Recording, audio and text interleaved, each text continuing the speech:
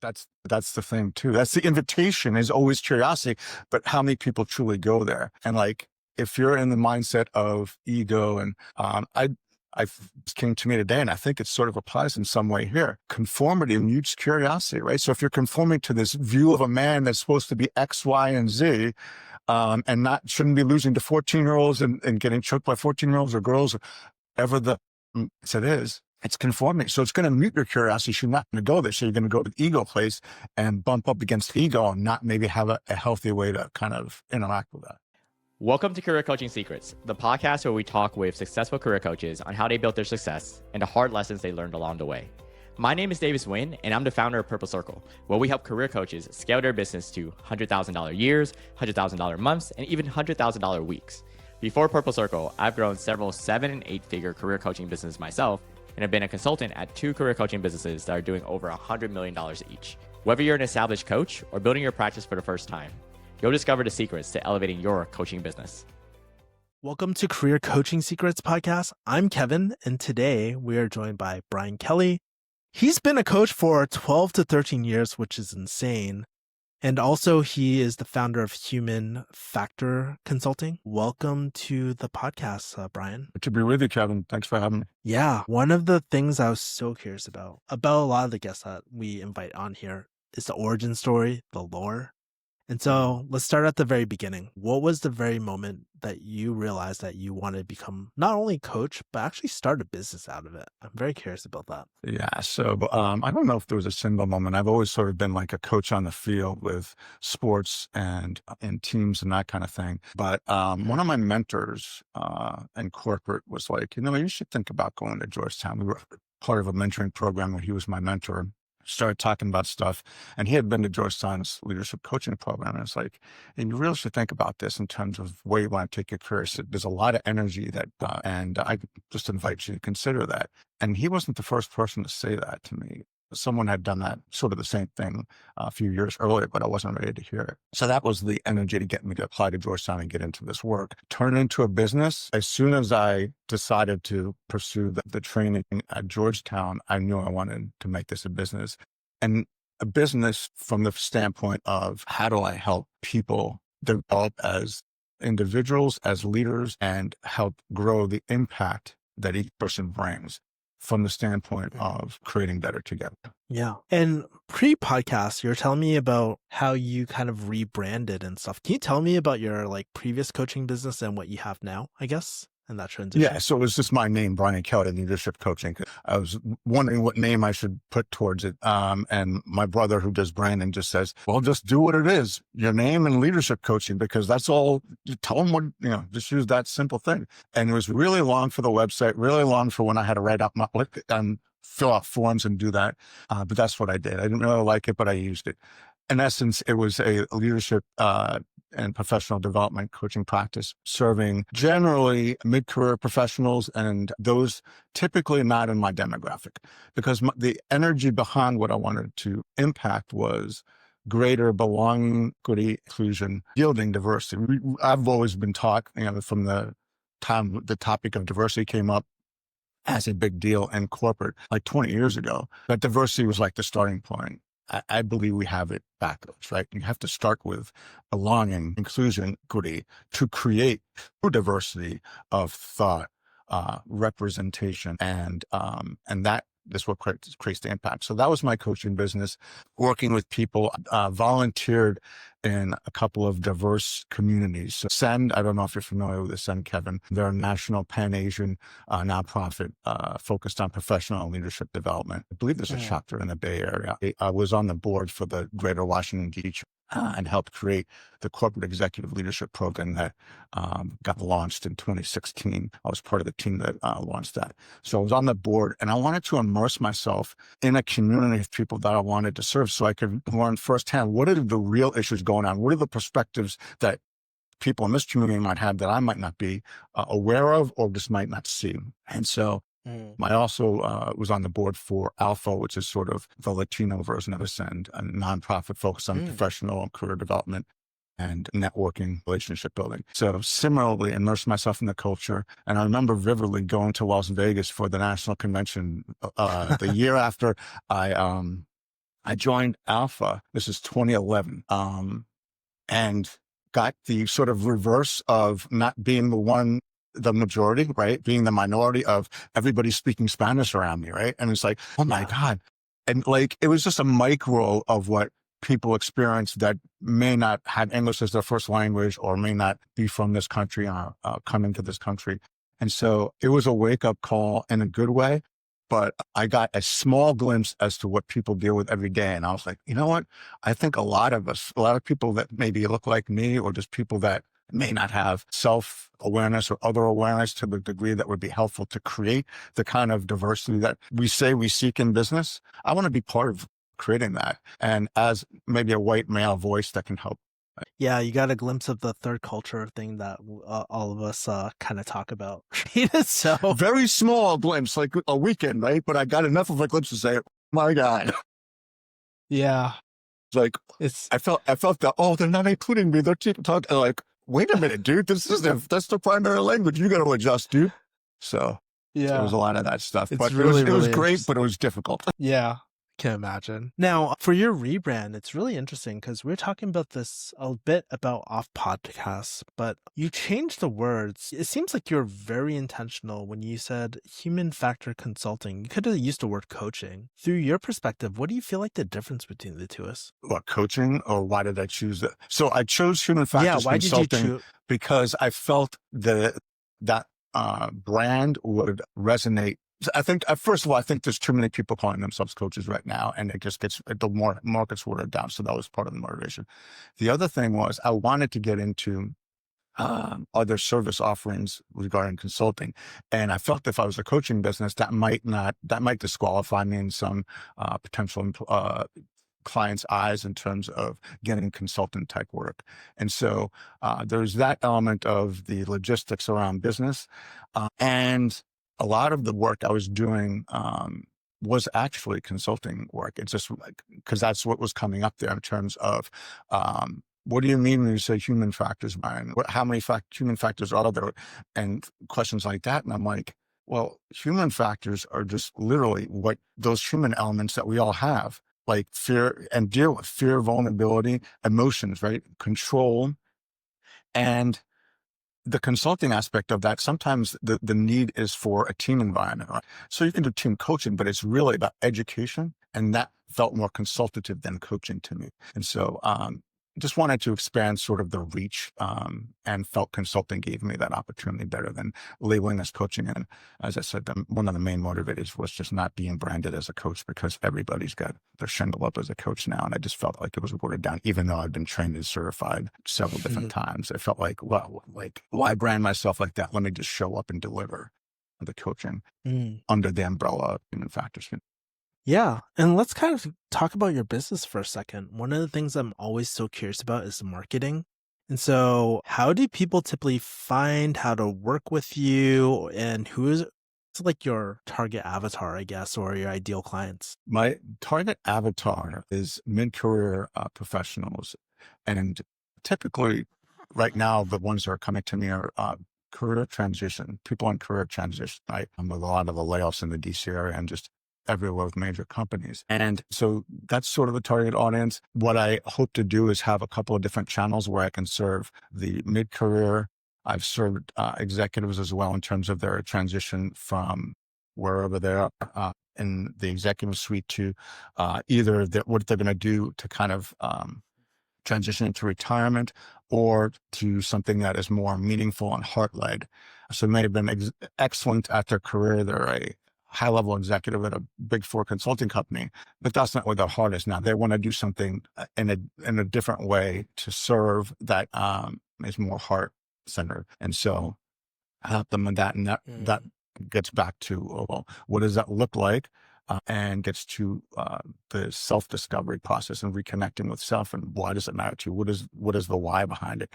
Because purpose ultimately is a story, right? So let's get into your story and why this matters, and the purpose, and why you're giving up a significant six-figure salary, and maybe even more at times, to do this at this stage of your life. And that's why I find too, as people go through their career, later stages of the career, it's less about money, it's more about meaning. And so I've always felt like doing meaningful work was more valuable than necessarily the money that came with it.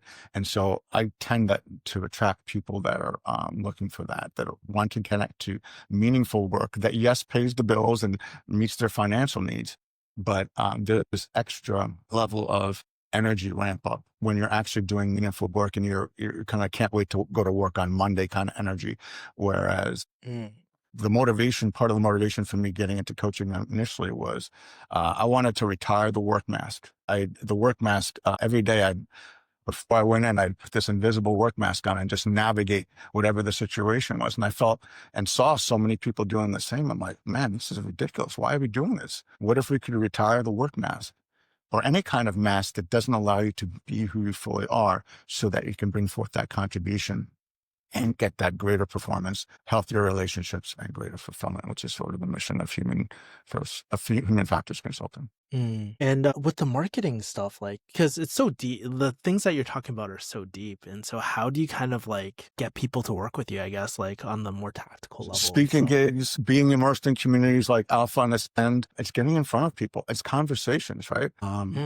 Ascend recently, I guess it was the beginning of this year, one of the leaders in the New Jersey chapter and New York chapter, a couple of the leaders there, saw this need for members in transition within that community needing some support. So they started this twice a month call. And so I found out about it through our local chapter president here, who posted something on LinkedIn. I'm like, let me join the call. And then, so like, I'm getting immersed in that community now, where Pan-Asian professionals may be in transition and needing help with. It could be anything from resume writing, interviewing tips, or, hey, I want to do something different, but how do I transition from being in the pharmaceutical industry doing X to something else? And that's what I help people with. It's like, you're not starting from scratch. How do you navigate from A to B, given what matters to you, what your skill set is, and what your attributes you're looking for in the next role? So it seems it's really like about you're connecting on different levels. So it's either one-to-one conversations, it's communities where we have regular calls like the Ascend MIT, or it's being involved in nonprofits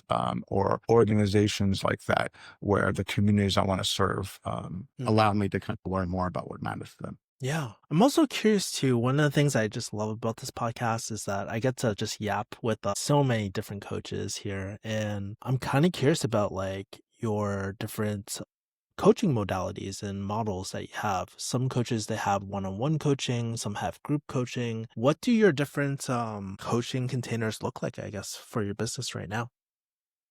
It's one-on-one, and then I call them circles, so group coaching. So like modality wise, a little bit of both. And then speaking is part of it too, speaking gigs. That again leads into the lead generation. Right? Yeah, that's really interesting. You seem like more than a social media type of person. You seem like very like in real life type of events and connection and all that, from what it sounds like. Because I feel that's how you kind of connect to your tribe. I do social media as well. So LinkedIn, a little bit of Instagram and social media posts, that kind of stuff. But the thing that I find works best is, and social, like Zoom calls, the Ascend MIT calls that happen twice a month, they're on Zoom. So it's virtual. It's doing this kind of stuff, but it's getting connected to a community that is aligned and needs what you have to offer. And I volunteer what I bring to the Ascend MIT, but then I have conversations afterwards. And if people want to go deeper, then there's an opportunity to do that there. And there's a lot of people right now that are have been laid off and have been out of work for a while now. And it's just taking a long time for them to get to their journey. So what can they do during that time to position themselves for success? The first thing they got to figure out is, what do they want to do? Is it the same thing? Is it different?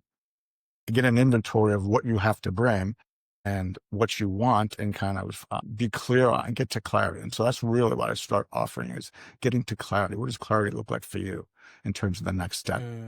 It can be what you're doing now. It can be the next, getting a promotion, or it can be transitioning to something else. But the energy is, don't take this opportunity, not just to find a new job, to align to what matters to you. Because in the end, if you're just seeking a job, you're probably not necessarily setting yourself up for fulfillment and long-term success, because it's just a transactional thing. I'm transactionally going and seeking a job, rather than getting something that has some meaning for you, and so like, why would you having clarity around and asking them about, You take this next job, you're looking to do this next job for the purpose of what? What are you going to do after that, right? And so having a longer term view, even for the next step. So then we get focused on what direction do you really want to go? And what does the next step look like? And getting really clear about that. And, again, connecting back to purpose and why and those kind of things. And for some people, they just want to get a job, and that's fine. There's no judgment around that. But the question is, when you have this opportunity to pivot and choose what you do next, why wouldn't you take the opportunity to kind of then and get clear on what matters to you, and then make a choice that's aligned with that? And so that's what we have people do. Yeah, it's really interesting because there's obviously a very deep level to what you do and whatnot as well. And there's this book I really like. It's called Pricing Creativity by Blair Enns. And it talks about like, I'm not sure if you ever heard of Blair Enns, but it's about pricing really creative, like non-transactional type of things that are very subjective, right? And so I'm kind of curious with the work that you do. You don't have to give any hard numbers or anything like that, but when you're kind of creating your pricing strategies or pricing for your different containers, what factors do you look at? Because I know some people, they do per hour, other people do for duration of time, like kind of project, and others do value based. And so I'm kind of like curious, like where you kind of fall into into pricing. Never did hourly, even coming out of Georgetown, because that's just it sets up a framework that's not healthy, right, for your business. So it's always been value priced. In terms of how I go about doing that, I'm actually working with coaches now on this very element in terms of validating your offers, right? Getting connected to your community, doing validation calls, right? Getting a sense for what the value of an offering might be, and testing it. And then we go through a testing process. Generally, what I do is, so you can test the market, or say, okay, what are other coaches doing, which can be valuable as a input, but I wouldn't just copy paste. Oh, they're charging X, let me charge X. It really gets back to what you said in terms of how you're doing it, the value. Like so if I spend 6 months with you helping you transition to a new career, and it costs you $20,000, and you're more fulfilled, better lifestyle, and you're making the same or better money, like what's that worth to you for the next 10 years? Yeah. And so like, there's an element of subjectivity to it, but that's the only way to price, where you're actually align with what you're actually delivering, right? There's no like, oh, I'm going to get a car part at Auto Care, and I need some brakes or something, and it's $189. Oh, it's not like a laundry list where you can just say, I'll take one of those and two of those. It depends on the nature of the work. It basically gets down to what is the nature of the work, and what is the investment that I need to make in terms of hours and those kind of things. And then you kind of price it based on that, without getting too specific. It's really based on value, and some value, and then ultimately impact, right? What is the quality of life that change that's then open to you? Yeah, I was actually talking to another coach through this podcast, and he deals with like ultra high net worth individuals, people who have like 300 million in the bank and stuff like that. And it's not transactional for them. And that's what I love about subjective like offers and all these sort of things, because the cap is the moon. Is like at the end of the day, it's like, what is that worth to you? What is someone willing to pay?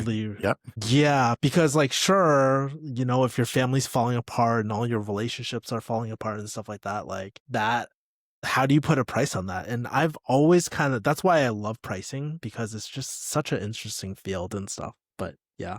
It is. And so I price for me. I don't really price for the client, right? And so like the impact and the value that I deliver, it's like we invest in ourselves, right? Hopefully as coaches, the coaches are investing in themselves and building their toolbox and their skill set and their abilities so that they can bring greater impact. And so, you got to price that into what you ought. Well, yeah, it's kind of interesting because some people are priced off like, oh, it's not like, sometimes I've heard pricing like strategies where it's not like I have a place of like, oh, I really want to do this. It's kind of like, oh, what's my non-resentment number and stuff to take this on? And maybe I'll add an additional premium on top of that, which I think is pretty interesting too. It is interesting. It's a basic way to start. But at some point, if you're doing something at a price point where you do get resentful of it and you're like, why did I do this? You're luring, right? And then you either stop doing it or you feel resentment, but many early coaches sort of go that route or something similar to it. Yeah, my mind was like, just don't take the project then. But yeah, I guess that is Well, that's right. the Well, that's the thing. That's the rub, right? Is depending upon your situation. Oh, I need money. Oh, I need time. I need money. I need money. And some of us early could take on clients. Maybe we shouldn't have, right? So that's a learning experience. Now, let's switch for a second. So, one of the things I'm also really interested in, because you've been a coach for quite a long time. And so I'm kind of curious, this new iteration of your business, where do you want this coaching business to take you in the next few years? Do you have any like secret dreams, big ambitions no one knows about? I'm very curious on that end. So what's going to come up in the next 1 to 3 years or so is a book, right? So the journey, it's going to be about the journey, why human factors, what I think we're missing in terms of leadership right now, and why what I notice in terms of the utter lack of caring in the workplace is exactly where we need to be, even though that's not what we're taught. We talk about love in the workplace and people get all freaky about it, right? But it's not romantic love, it's just caring about people. And rather than prioritizing work over everything. And that was sort of the energy that was there. It's like work over it doesn't matter. We have a project we're implementing tomorrow. It doesn't matter that your kid is sick or something like that. And so like, where do we get away from valuing humans first? That becomes my questions. That's going to be wrapped into a book that I'm excited about. That's sort of been a loose formulation for a couple of years now, but That's interesting, the book. And that could also then be since you, a way to get leads too, right? To kind of get speaking engagements. yeah, And those the kind of book things. funnel. Yeah. Yeah. Yeah. Yeah. And I'm also very curious because like you've been a coach for a long time as well. Has the thought of getting other coaches under your brand ever crossed your mind? Or was that something that you just like never really want to touch? Crossed my mind, yeah. But when you bring in someone under your brand, it's sort of like dating somebody, right? There's a lot of things you've got to be mindful of in terms of the relationship, right? And then so, there's a lot of complexities there too. So I haven't really given it a lot of serious thought. Partnering with people has been something I've done, but not necessarily bringing them under my umbrella. I love collaborating with other coaches and professionals to deliver a 1+1=11 value, right? So we each bring our tools and deliver outstanding value. But within my umbrella, and I'm not that possessive that I have to get people under my umbrella. I'm fine with collaborating, sharing the wealth as we deliver. Okay, I want to play a game. I have this recurring segment I have on all my podcasts. It's called Good Investment, Bad Investment. And so I want to know the best thing you spent your money on for your coaching business and the worst thing that you spent money on that you wish you could get your money back from. So I'm curious about your best investment and worst investment. So I'll go with a couple of things. And it may not sound like it's business related, but since I'm the business owner and I'm the solopreneur, it's relevant. Making the choice to go get tested for anxiety. I had enough self-awareness and in tune with sort of my body to know, hey, something's not right here. So I went and got tested. It was mild at the time. It was as we were going through COVID, and I was going through a significant family issue at the time. And so it became worse. And so that I got treatment for it. And now my doctor said something along the lines of your chemistry was off and you just needed to rebalance it. And there's medication and stuff on top of that. And so we've done that. And what I noticed was a a positive change in lifestyle. And I also, upon reflection, believe that I have had all my life a undiagnosed social anxiety disorder. I believe that to be true. I can't prove it, but I believe that to be true because I just remember the anxious energy I'd have for the most ridiculous things, like meeting someone new, giving a presentation or a speech, just anything where I'd have to kind of put myself out there. And it was a conditioning that had, that became sort of a thing I just had to deal with. And I was like, wait a minute, that buzz that I've been feeling all my life throughout, just engaging in life and with people, after I got this rebalance and this treatment, I don't feel that anymore. I get anxious and, some of that kind of stuff, but not at the same level. And it's not easily triggered like it was before. Just like it was sort of like a normal thing. It was normal, but it wasn't normal. And I didn't realize that it wasn't normal until I actually went and got help. And so that then was impactful because it required me to kind of shut down my business for a while to get healthy. And then, which gave me time to reflect and make the pivot that I was talking about with human factors consulting. What do I really want to do? How do I really want to serve? So this is sort of a reminder that, especially for individual solopreneurs or even business leaders or leaders, your business isn't going to thrive unless you're able to thrive from a health perspective, and to pay attention and go ask for help. For the longest time, men don't go to doctors, men don't do this, men don't cry. The vulnerability thing, men don't show vulnerability. Well, that was the thing that I had this whole thing of vulnerability meaning weakness. That's what the learned belief that I grew up with. And so at Georgetown, what shifted was things weren't working out. I was struggling with practicing what we were learning in class. And I had to go through this process to say, hey, do I really want to do this, or I'm just being performative and want to go through this to get this certificate and whatever?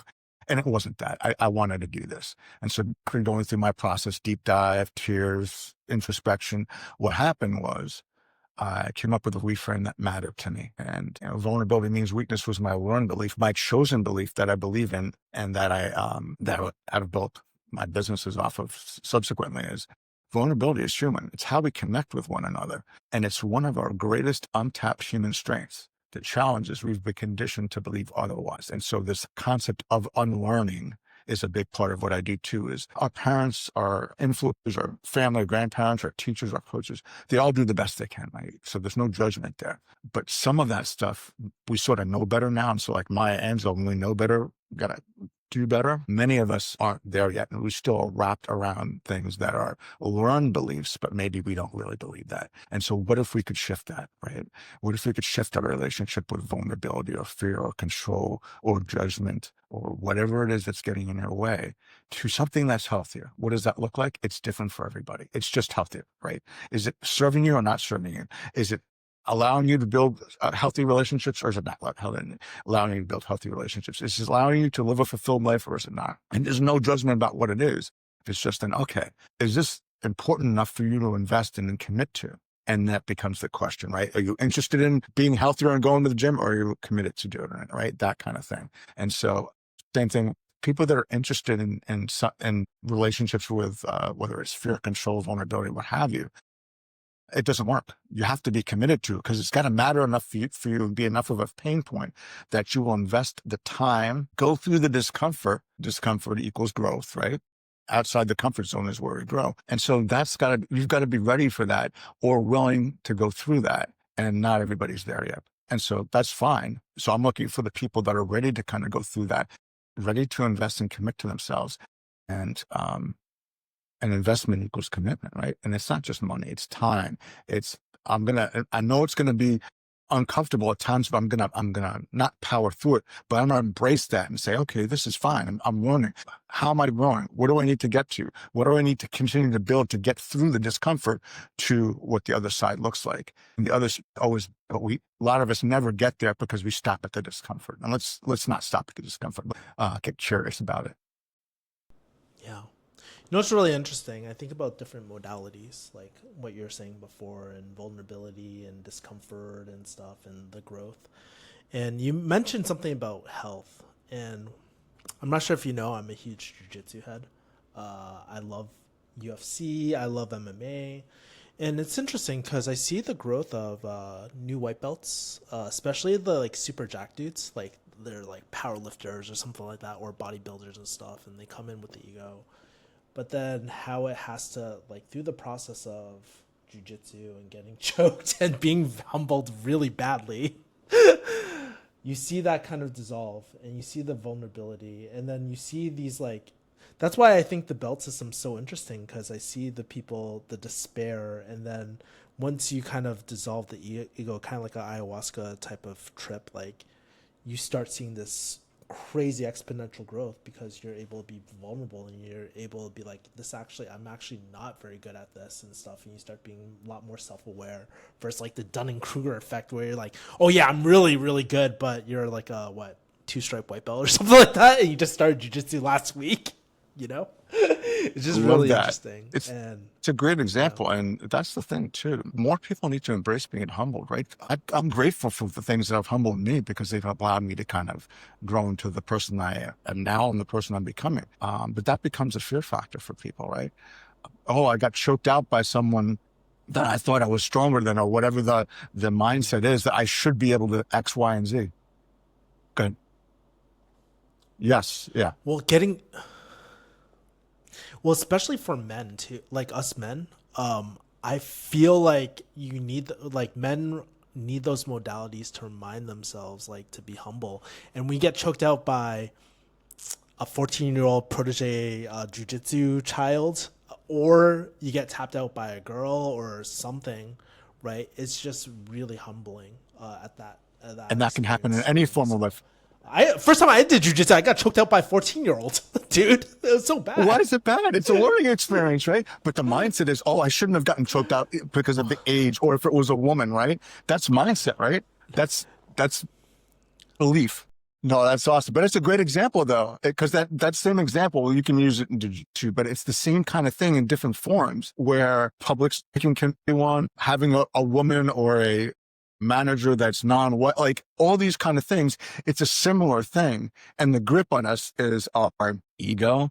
And ego is not necessarily bad, but it's unhealthy ego, right? Not being in control. That's part of it too, right? So being choked, part of it is, this other person's got control over me now because they're my manager. Well, don't think of it as control. Think of it as opportunity to support you, right? Like it's all how you choose to look at things. I think the human conditioning that we've got with regard to, a 14-year-old shouldn't be able to choke me out, or a woman shouldn't be, that's 110 pounds shouldn't be able to choke me out. Well, you're generalizing every woman. What if this person's been trained by 5 generations of, what is the name? Racing? Gracies, yes. The Gracies out of Brazil. I don't care if he's 12, 14, or 50, right? And so it's all about like perception, and perception becomes reality. I should be able to, right? I should not be able to be losing this. I think that's also like you mentioned the ego, right? And a lot of times we have a tendency to be like ego is bad, but I think it's like knowing who's in the driving chair and what's driving it. Like there's moments in time where I'm like, this is an ego play for sure. And sometimes I'm just like, fuck it, let's go. Like, cause we're in combat. And the other times I'm like, okay, let's play with this for a second and maybe set that off to the side. Curiosity. That's the thing too. That's the invitation is always curiosity, but how many people truly go there? And like, if you're in the mindset of ego, and I came to me today, and I think it sort of applies in some way here. Conformity mutes curiosity, right? So if you're conforming to this view of a man that's supposed to be X, Y, and Z, and shouldn't be losing to 14-year-olds and getting choked by 14-year-olds or girls, or whatever the it is, it's conforming. So it's going to mute your curiosity. You're not going to go there. So you're going to go to the ego place and bump up against ego and not maybe have a healthy way to kind of interact with that. Yeah, and it's definitely ego, especially in jiu-jitsu, because like, honestly, how much force does it take to break someone's arm? How much force does it take to blow out someone's ACL? Not that much, really. If you think about it, it's not that much. And even kids can generate that force. So just the last thing before we end the podcast, I thought it was really funny where I was with another purple belt, and we were in the kids class and stuff. I was like, I wonder how many kids we could take on. So I had the whole kids class try it. And purple belt is actually pretty good. It's considered an advanced belt.